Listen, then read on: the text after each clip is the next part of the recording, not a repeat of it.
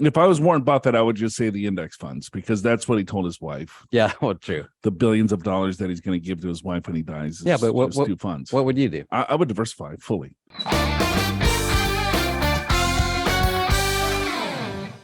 Hi, Joe, Big Al, and Andi. This is Matt from Virginia. I absolutely love your show and have learned so much over the past year, and I can't thank you enough. Here's my question. What is more important, diversification or low-fee index funds? I have a 403B and my income is too high to contribute to a Roth IRA. I know you prefer low-cost index funds. However, my plan only offers two index funds, an S&P 500 and a total bond market. The International is a Class A fund with a fee of about 80 basis points.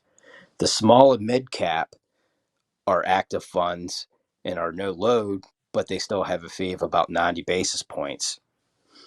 Is it worth it to diversify, or do you think I should just think about staying with the index funds?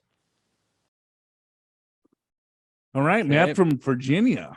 Yeah, usually we'd like to diversify and have low cost, but it seems it's one or the other here.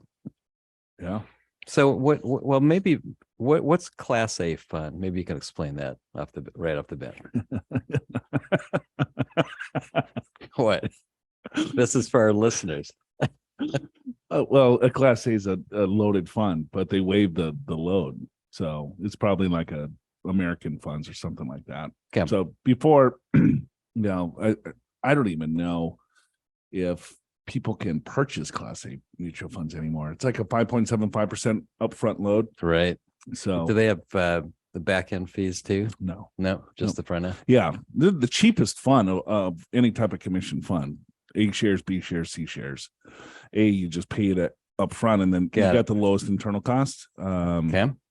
So, but this is waived load. I think this is his 403B plan. So, okay. What do you think? So index funds, just go with the bond fund or the S&P 500? Well, I like those two. I think that's a good start. I would like to have international if I were Matt. So I would probably add international. I might skip the other two because I don't really like active funds that much. But that's probably what I would do. I'd probably add international and with those three funds, call it good. Okay. What do you think? Yeah, I don't know. I think he's splitting hairs here. I mean, it's not huge fees, 80 basis points. I mean, it's not the end of the world. Yeah, and the thing about it with international, it tends to zig and zag at different times than the U.S. market. And the last decade, U.S. has done better, which the next decade will international do better. Who knows? But it does tend to kind of catch up with each other over time. If I was Warren Buffett, I would just say the index funds because that's what he told his wife. Yeah, well, true. The billions of dollars that he's going to give to his wife when he dies. Yeah, but what two funds? What would you do? I would diversify fully. Would you? So I wouldn't care about, if you have small cap and some of that, it's a little active. I don't care. Okay. If that's my only choice that I have, I want a fully diversified portfolio. Right. So if I'm going to pay a little bit extra to get that diversification, I would do that all day long. Okay. Fair enough. Yeah, I think I would just add the international, call it good.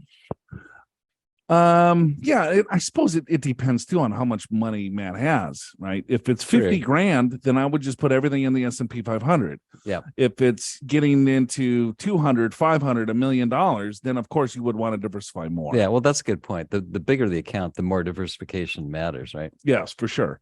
Because it's not going to be worth it because the S&P 500, you're going to get a broad diversified portfolio with that with that index fund. Yeah.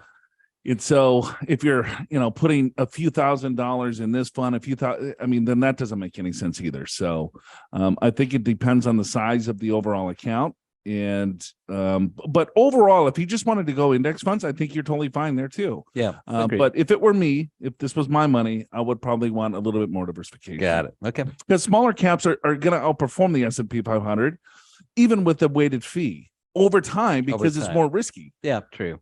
That my only hesitation is active, and now you're trusting a manager to try to figure out which ones to pick. True, but they're still broadly diversified. I mean, basically, actively managed mutual fund managers are almost like the dinosaur. Harder to find.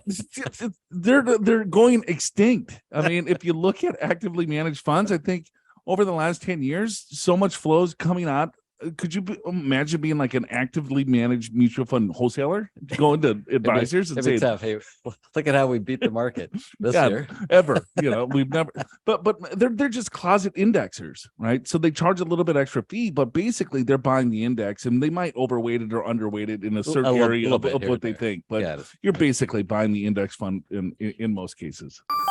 Are you prepared for retirement? Schedule a free financial assessment with an experienced financial professional right online at purefinancial.com.